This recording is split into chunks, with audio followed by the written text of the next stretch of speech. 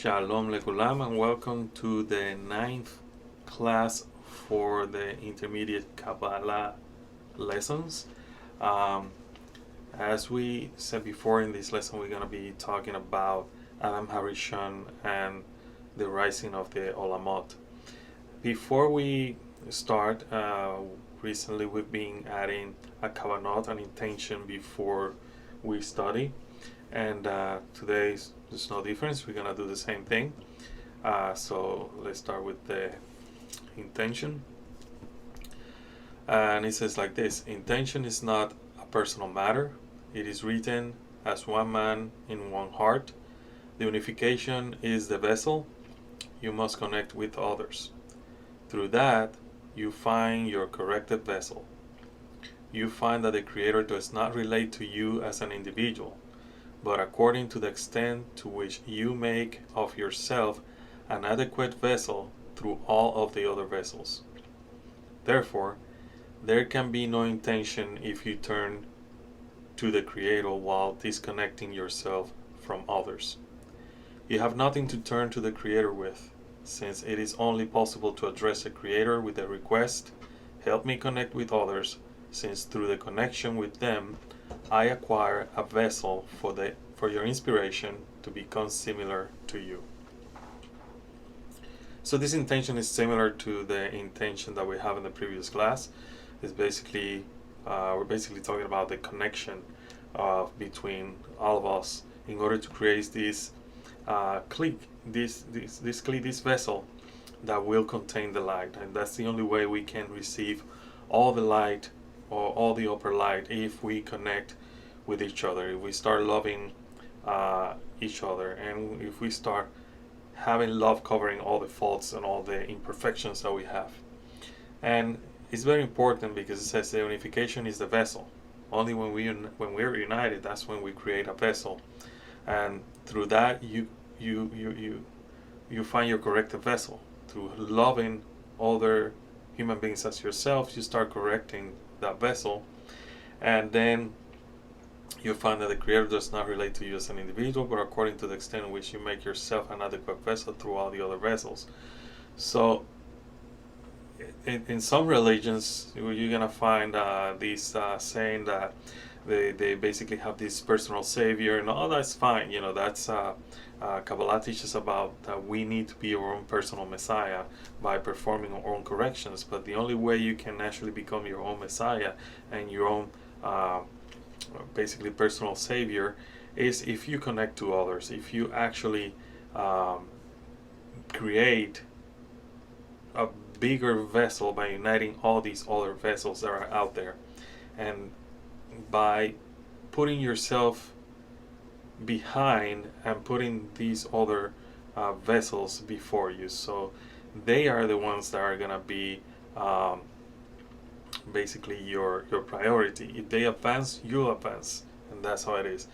So we have also this erroneous thinking that we can still have a connection with the Creator while treating others the wrong way, while still thinking that other people that don't believe in the same things that we believe, they don't matter, they're not important, and we don't need to basically pay attention to their spiritual development because they're thinking about other things that are nonsense.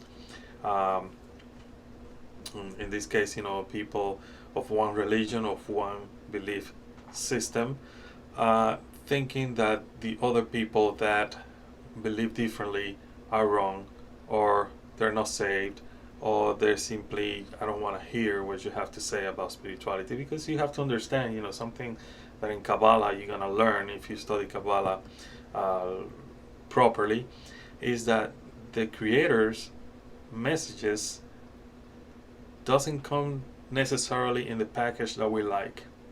So even though, let's say, I follow the religion of Judaism because I think, that for me that's a religion that makes more sense and with my lifestyles and everything, and connects me better with spirituality.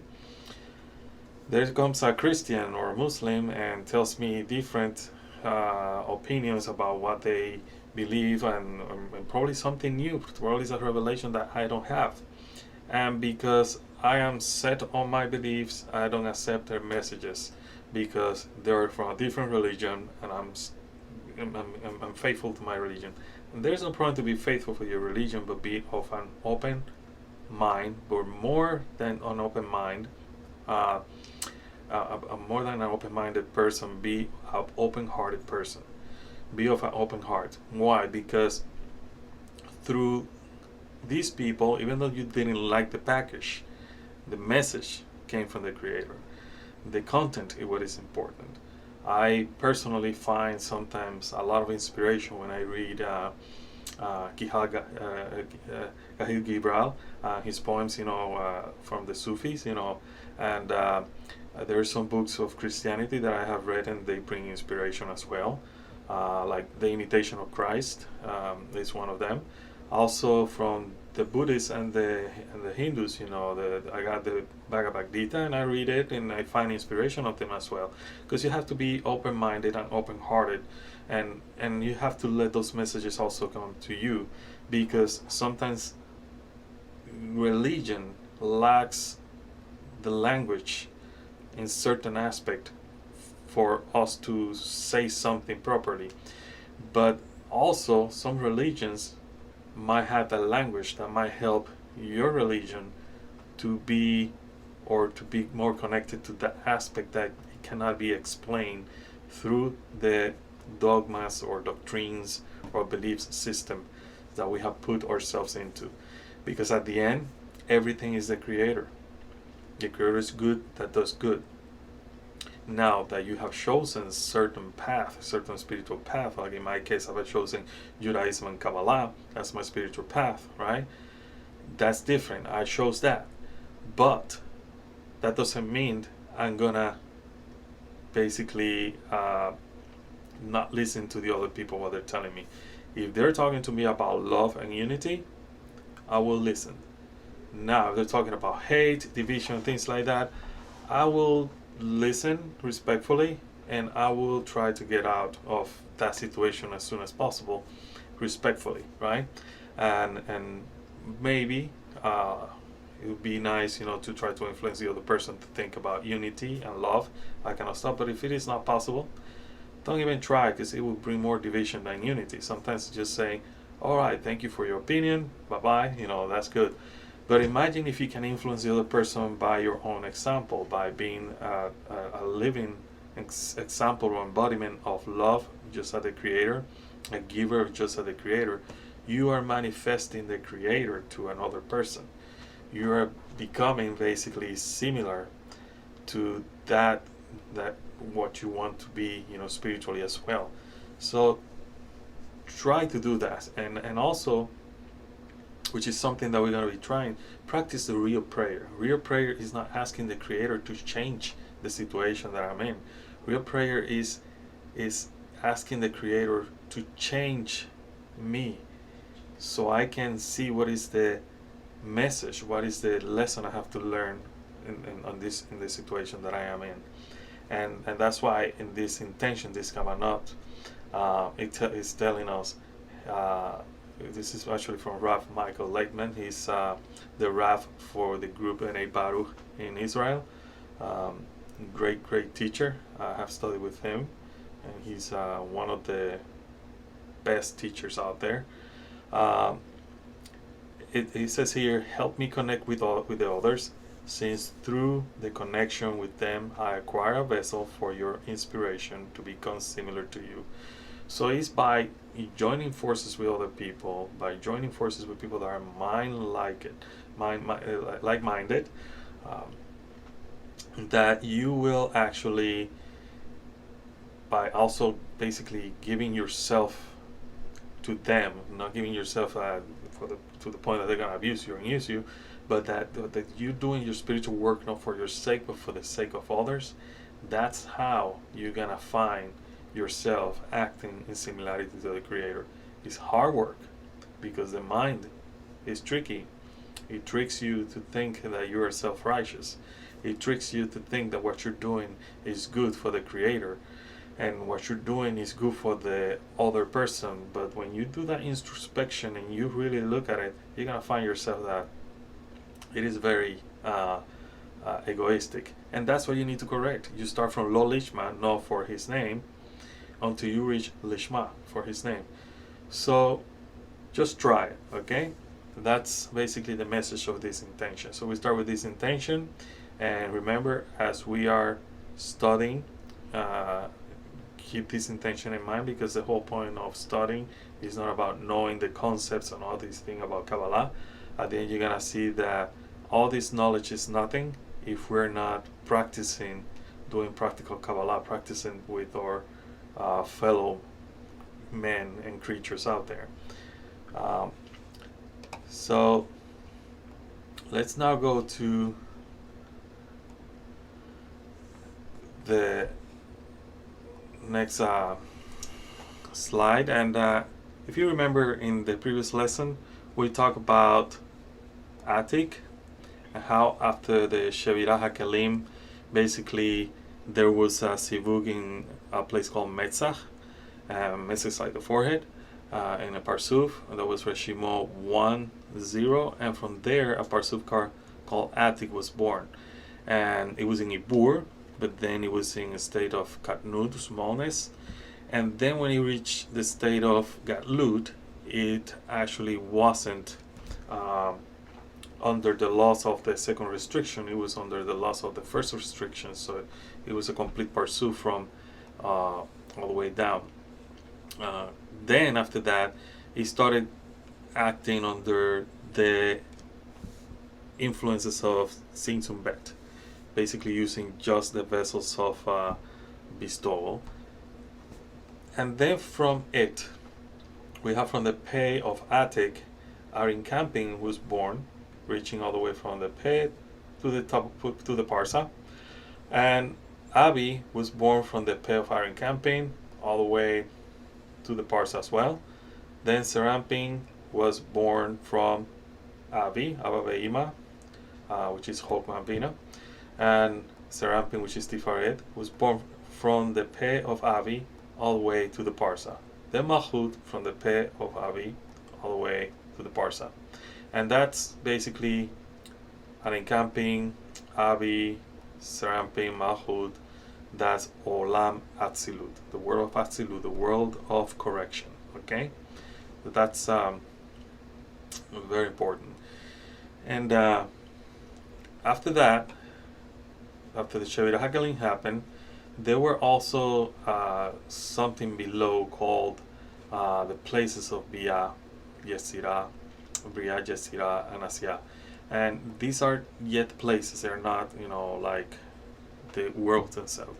But then eventually you're gonna have the world's really being born in those places.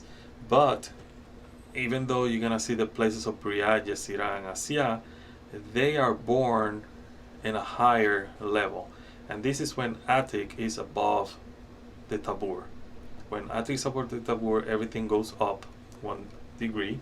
You can see Seramping, which is basically Zona Mahud, Avi and Arin Camping, then Atik is up there. And that's when you're gonna see then the olamot Bia being born. What's gonna happen is that in order for a creature called Adam haRishon to be born, these worlds need to be basically raised. But they're gonna be raised 3 times. Let me lower this a little bit so it can be seen. So these are the 3 ascents of the worlds that we're gonna be studying right now, and as we're gonna see, these 3 ascents are very important to understand also Shabbat. Okay, so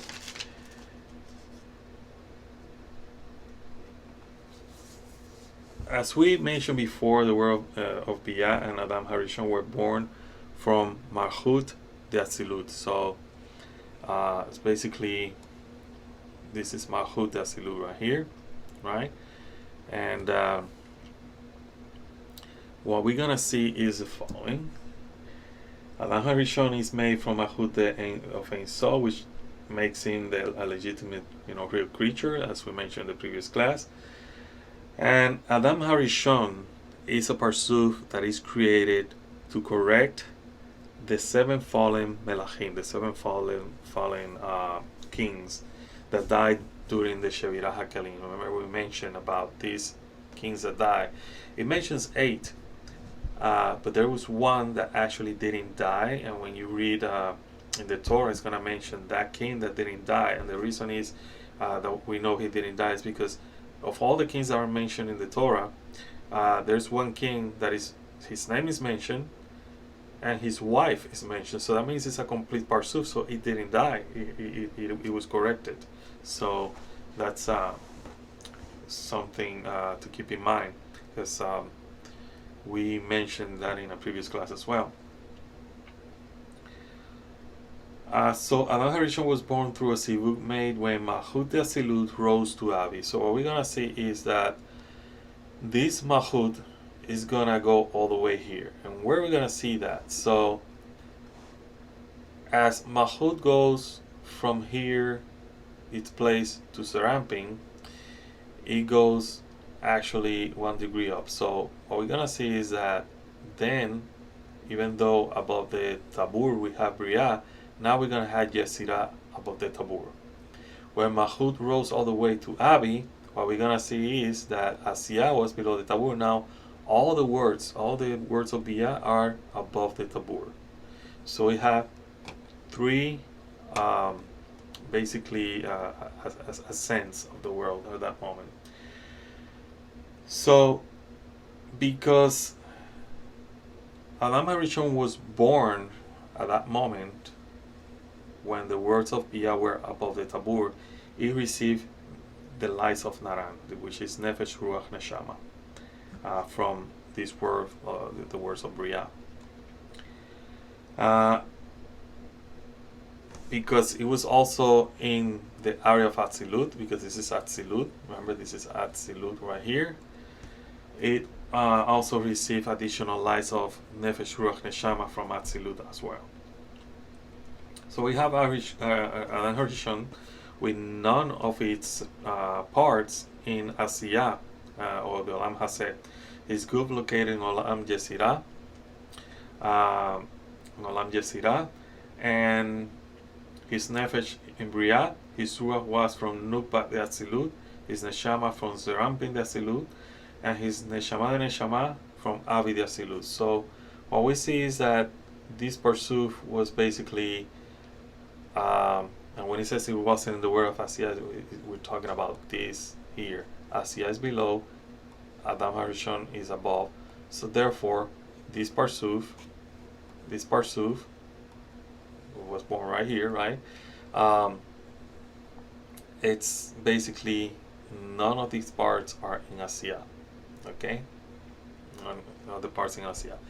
Therefore, we can also conclude and say that Adam haRishon was born in Bina, and the mother above, right? And the mother below, which is Malchut, which is the desire to receive, was empty of Adam haRishon's parts. There was no Adam haRishon parts below there.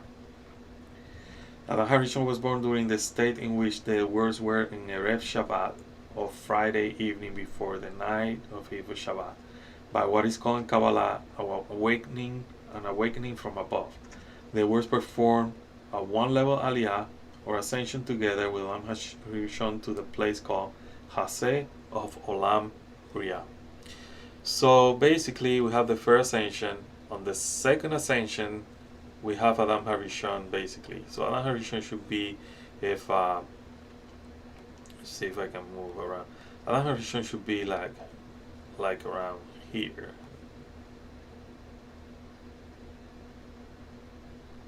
Like around there. Let's see if I can move this one to the side.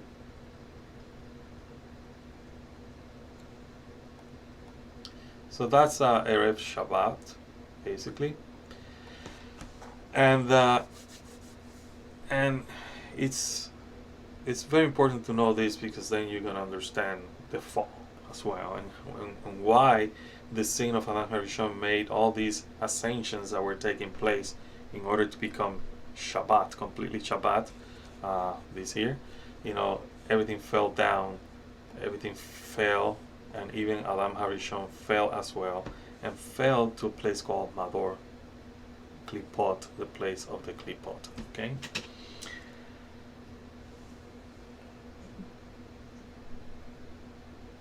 So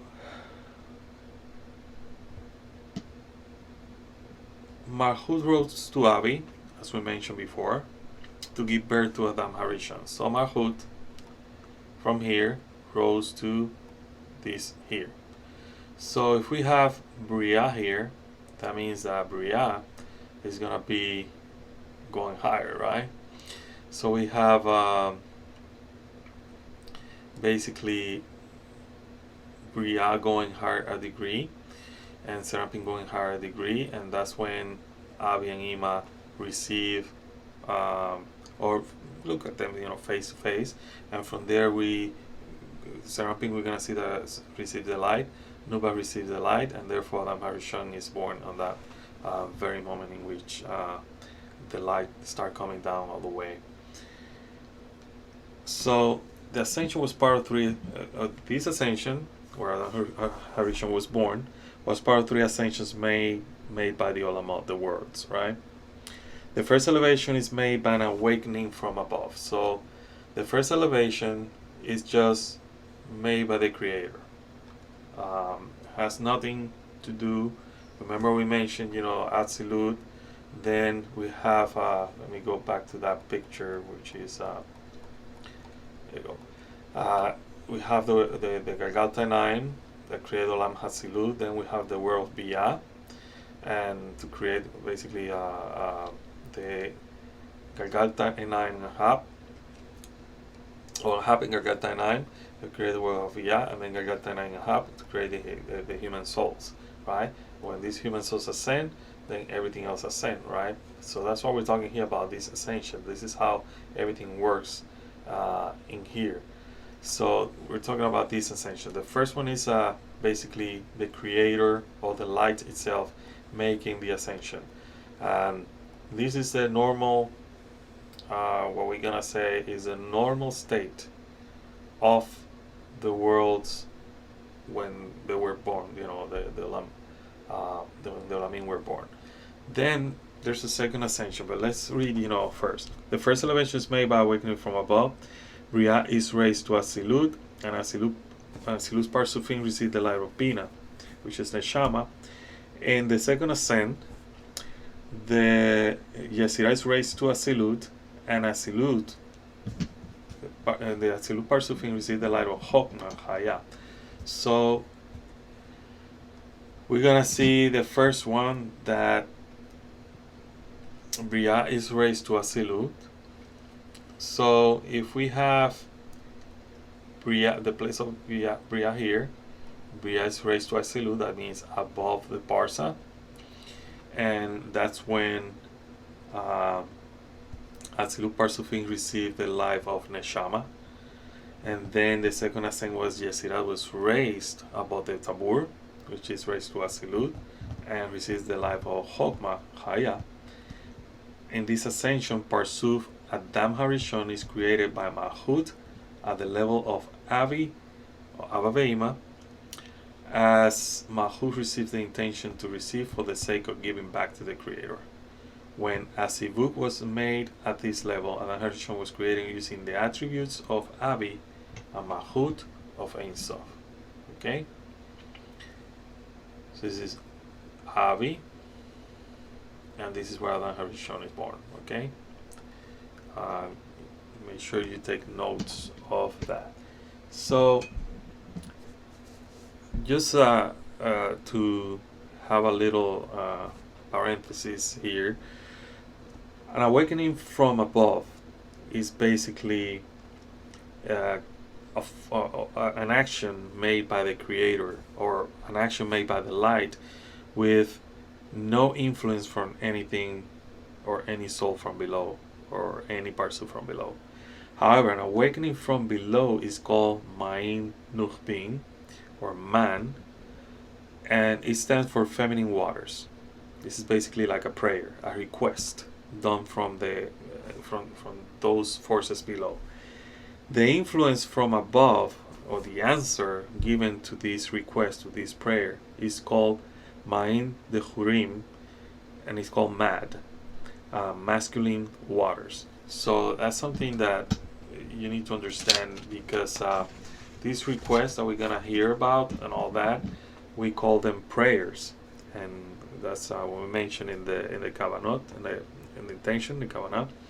It's that prayer is not to change the whole system. It's about, let's use the system to correct me, and that's what it's all about. Now, let's talk about the third ascension. The third ascension of the olamot, of the worlds. Assiah was raised to Asilut. So now we have Assiah above the Tabur, right? Assiah is above the Tabur. So now none of the worlds are below the Parsa, okay? In this ascent, Serampin, Mahut, Asilut, and Briah are in Asilut. The Rosh of Asilut, which is composed of Atik, are encamping, and Abi is beyond the boundaries of Asilut and enter the realms of Adam Kadmon. So that's why you're gonna see here, above the Tabur, you're gonna find Abi, are encamping, and Atik. They're already in the world of Adam Kadmon at that moment, which is the world of Ein Sof. Okay, so that's something that you need to keep in mind. Adam Kadmon is the realm of Ein Sof. This third ascent, the lights of Keter, Yechidah, is received by Atzilut,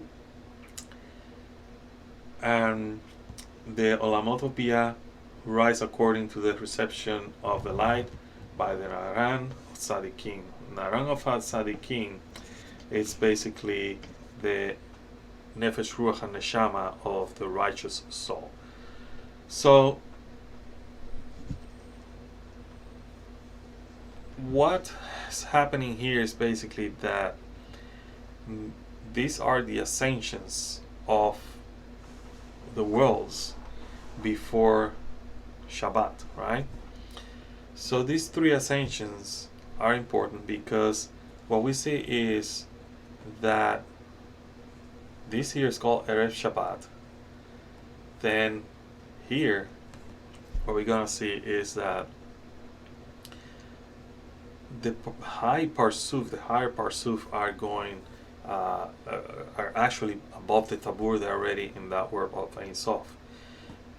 But looks what's happening specifically with Abi. We're gonna have the vessels of receiving, which is Ima, below the Tabur, and Serampin, or Sun, are also below the Tabur.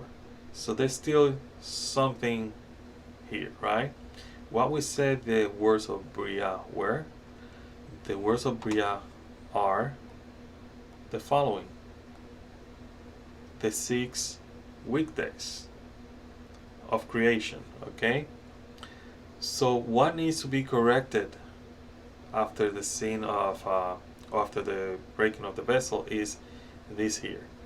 So what you have here is basically Genesis. The 6 days of creation are created, and then we're waiting the Shabbat. Adam haRishon is there already, was created by the Creator in His image, and he's right there in Atzilut. Atzilut is Gan Eden, the Garden of Eden, and eventually he's supposed to perform corrections in here as these words rise all the way to Ein Sof to become what is called the Holy Shabbat. But he messes up before this happened, right? And that's when you're gonna see the fall. So when Adam haRishon committed the sin, he committed the sin by using the most coarse, the most egoistic vessels. He wasn't supposed to work with those vessels. He was supposed to work with the vessels of bestowal, with the vessels that are above the Parsa. But he started working with vessels that were below, and those vessels are negative. Those vessels, the vessels here, where the place of the Kliphot are basically what we call the snake, and there are forces of divisions. There are forces that created, if you remember where the place of Briah is, and we're gonna go to this here, the place of these places of Briah, Yetzirah, and Assiah. This is a place of what? The place of the Shevirat. Okay? So that's what's gonna happen to Adam for trying to correct this before reaching Shabbat. He needed to eat first from the tree of life in Shabbat, so then he was going to be able to eat from the tree of knowledge of good and evil, which is down here, and correct them and bring them light all the way down, and then correction was going to happen, right? But it didn't happen that way. So as we mentioned, none of his part were in the Olam Haseh and the world, the physical world. His good was in Yetzirah. His nefesh in Briah, his ruach on Nukba the Atzilut, his nefesh on Serampin the Atzilut, his chaya of Avi the Atzilut. So that's it's basically Adam haRishon. I'm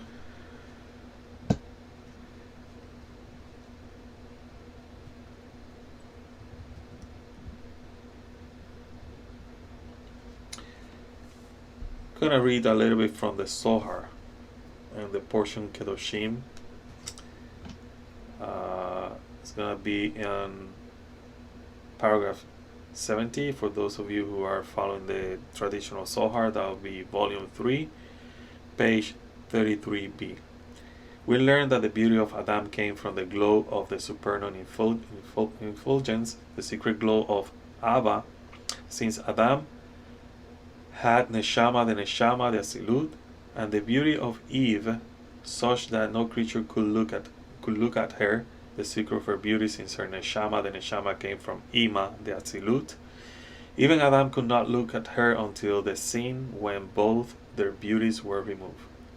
Only then Adam could look at her and say and recognize her for the purpose of mating. This is the secret of the verse, and Adam knew his wife again.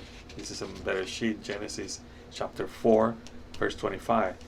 He knew her in everything. He knew her through mating, meaning knew that, and that he recognized her and saw her.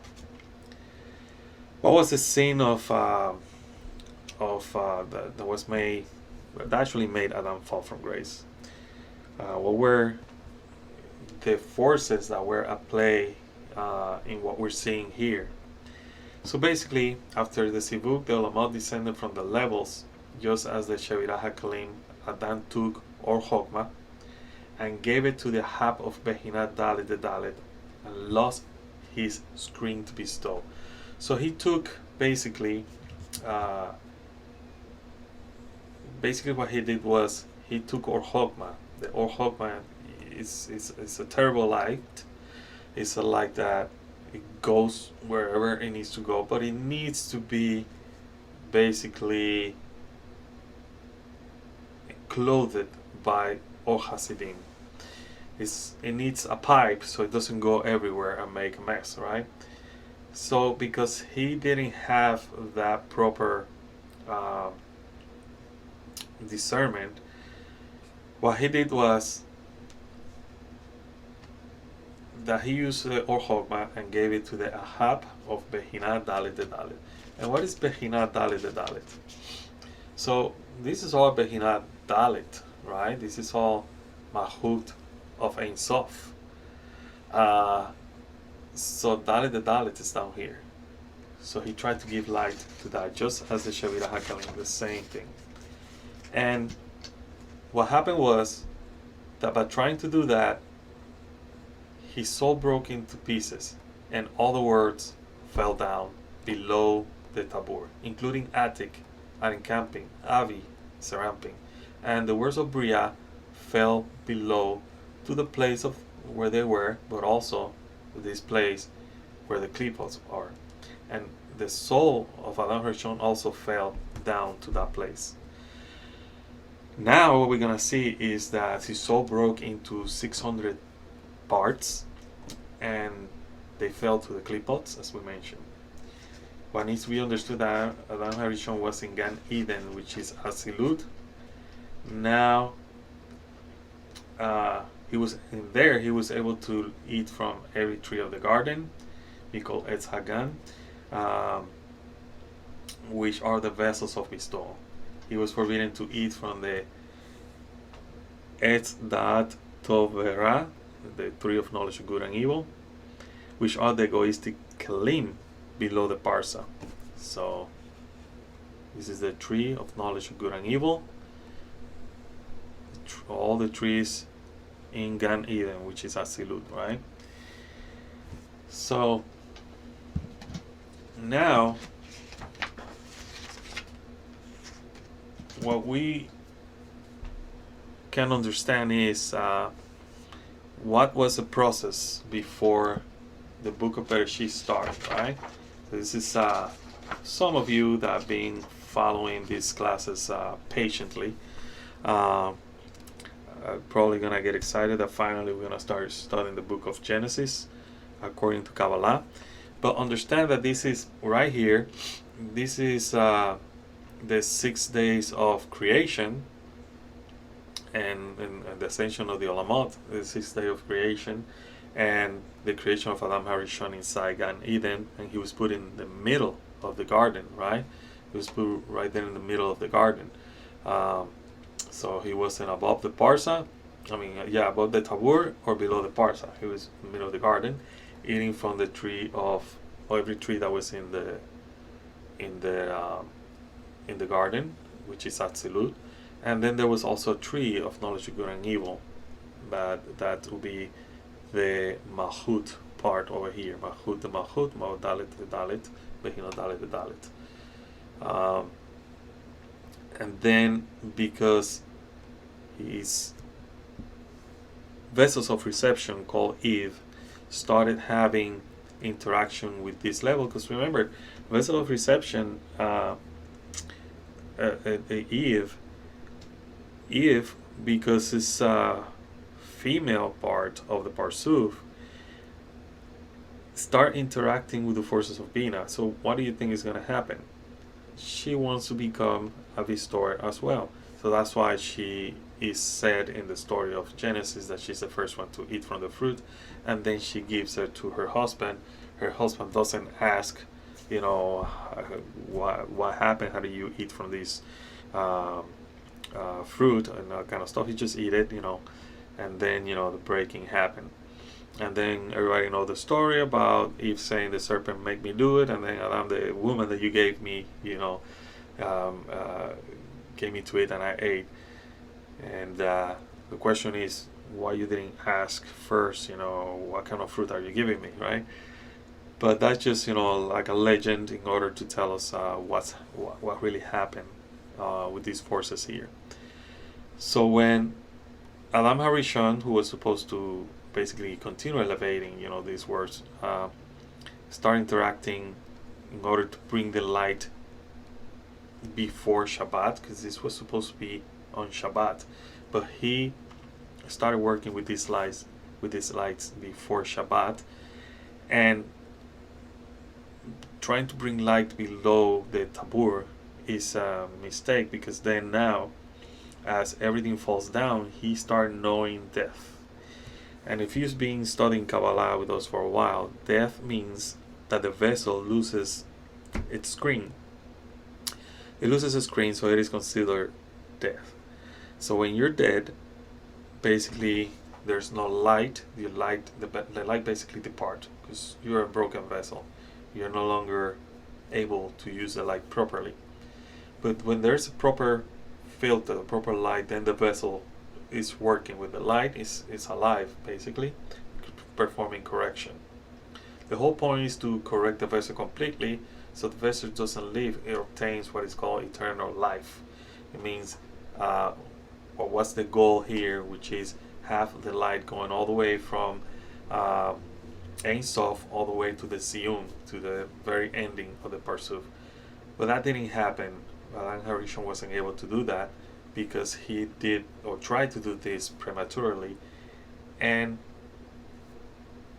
he lost basically some of or most of his lights to the Kliphots, and that's where our correction basically start.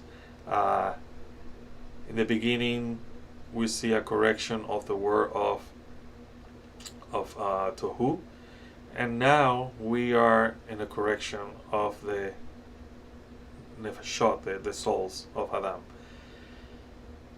And that will bring us then on an elevated state when we start correcting ourselves, that will actually start moving this world back to above the Tabur, right? So if we start continuing our correction, Briah is going to go above. We're going to have the ascensions again. Briah is going to go above the Tabur, then Yetzirah, then Assiah. And then when we're Assiah, basically that's we're basically on that Shabbat state. And that's what we do in Shabbat. We prepare ourselves for that elevation. We start with the woman, lighting the candles, the men performing the kiddush, the bread, and all that. All that has to do with these elevations. So we're gonna have basically the original state, then the Erev Shabbat, the days before the Shabbat, and then Shabbat itself. Then we have to divide from the holy, from the and the secular, right? So after that holy day, after that little piece of Atzilut that we have at that moment, we need to go back to the reality we're living in, which is the correction of these 6 days of creation, these 6,000 years that we need to use in order to correct ourselves as a whole humanity, as one man, one soul. And in all that, we have Adam haRishon in there as well. That's why it's very important for us, as we mentioned in the intention, to start loving each other and start working for the sake of each other. Because when we do that, we're doing it for the sake of the Creator. When we do that, it's the first step to start working for the sake of all this system that the Creator has put in our path. So if you're studying Kabbalah, it's not because of an accident, it's because you were called to do this as well. So remember, it's not about knowing all these concepts, it's about the goal. What's the goal? And that's what we're going to be talking after this. We're going to be having, after this class, we're going to be having classes on the book of Bereshit. They're going to be posted in a different set. It's not going to be more intermediate or anything like that. It's going to be just opening the gates of creation. It's going to be called, based on the book that I wrote. And also, what we're going to have is, after this class, advanced classes of Kabbalah. Those advanced classes are going to be basically about meditation, about the names of God and things like that. It's basically more like an applied Kabbalah. It's very important for you to take the beginners and the intermediate. And it might be some type of a tedious, tedious lessons and everything, but at the end you're going to see that it's like building a house little by little. It's going to be a strong house. There's a reason this lesson take basically an hour and not half hour, because it's impossible to explain these concepts in 5 minutes. So when we start with the book of Genesis, in opening the gates of creation, we're gonna be talking about the Parsa thing, Absak Man Bon, and how we went through the Shavira Hakalim, and how through this process we're trying to correct the vessels, and we're going to explain now the same thing that we just talked here, because the book of Genesis is basically the story is this here. This is a story, and what we're living through is the story of the 6,000 years right here. So right here, this is the history that we have as human beings, as the first being, spiritual being, then fell down to physical reality. And as we study the book of Bereshit, we're going to study a lot of other concepts that are hidden inside the book of Bereshit, and like the concept of the name Elohim, how Yesud plays a very important role, the names Yohevah and Elohim together. Then we're going to talk about what is the meaning of water, what is the meaning of the animals, what is the meaning of the grass, what is the meaning of rain. And you're going to see that this is it's going to be very advanced, but it's based on the Sefer HaSohar, the book of Sohar. So I'll leave you with this. This is basically the last class for the intermediate, but it's also prelude or the gate to the next classes based on the book of Bereshit. And I invite you to invite other people to look at these classes. And if you're an advanced student or intermediate student that you have studied with another group, don't miss the classes on opening the gates of creation. They're very interesting. They're going to be very interesting. And you're going to learn things that probably you never heard before, because I did when I was putting together all this material and together with the notes that I had before. Okay, so this is all from me for now. Thank you very much for joining me on this series of intermediate classes. I hope you have enjoyed it, and I hope it has served you somehow to bring light into the world. And remember the intention to always study, not for the sake of knowledge, but for the sake of unification of the soul of Adam haRishon, and ultimately the redemption of all humanity. Thank you, and Shalom.